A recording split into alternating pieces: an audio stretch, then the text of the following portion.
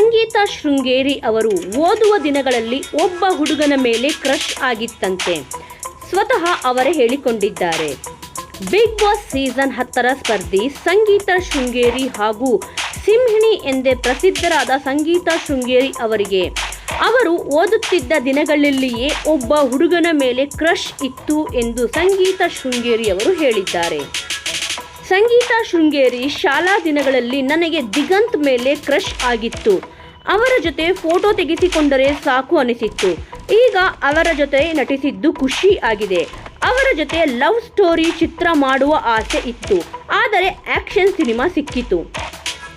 ದಿಗಂತ್ ಜೊತೆ ನಟಿಸುವುದಕ್ಕೆ ಖುಷಿ ಇದೆ ಎಂದು ಹೇಳಿಕೊಂಡರು. ದಿಗಂತ್ ನಾಯಕನಾಗಿ ಸಂಗೀತಾ ಶೃಂಗೇರಿ ನಾಯಕಿಯಾಗಿ ನಟಿಸಿರುವ ಚಿತ್ರ ಮಾರಿಗೋಲ್ಡ್ ಸಿನಿಮಾ. ಈ ಚಿತ್ರ ಏಪ್ರಿಲ್ 5ರಂದು ಬಿಡುಗಡೆ ಆಗಲಿದೆ. ಚಿನ್ನದ ಬಿಸ್ಕೆಟ್ ಮಾರಲು ಹೊರಟ 4 ಮಂದಿಯ ಕತೆ ಹೊಂದಿರುವ ಈ ಚಿತ್ರವನ್ನು ರಾಘವೇಂದ್ರ ಎಂ ನಾಯ್ಕ್ ನಿರ್ದೇಶಿಸಿದ್ದು, ರಘುವರ್ಧನ್ ನಿರ್ಮಿಸಿದ್ದಾರೆ. ವೀಕ್ಷಕರೇ, ಈ ವಿಚಾರದ ಬಗ್ಗೆ ನಿಮ್ಮ ಅನಿಸಿಕೆ ಮತ್ತು ಅಭಿಪ್ರಾಯ ಏನಾದರೂ ಇದ್ದಲ್ಲಿ ತಪ್ಪದೆ ಕಮೆಂಟ್ ಮೂಲಕ ತಿಳಿಸಿ. ನೀವೇನಾದರೂ ಸಂಗೀತಾ ಶೃಂಗೇರಿ ಅವರ ಅಭಿಮಾನಿಯಾಗಿದ್ದರೆ ತಪ್ಪದೆ ಸಿನಿಮಾವನ್ನು ಸಿನಿಮಾ ಮಂದಿರಗಳಲ್ಲಿ ವೀಕ್ಷಿಸಿ.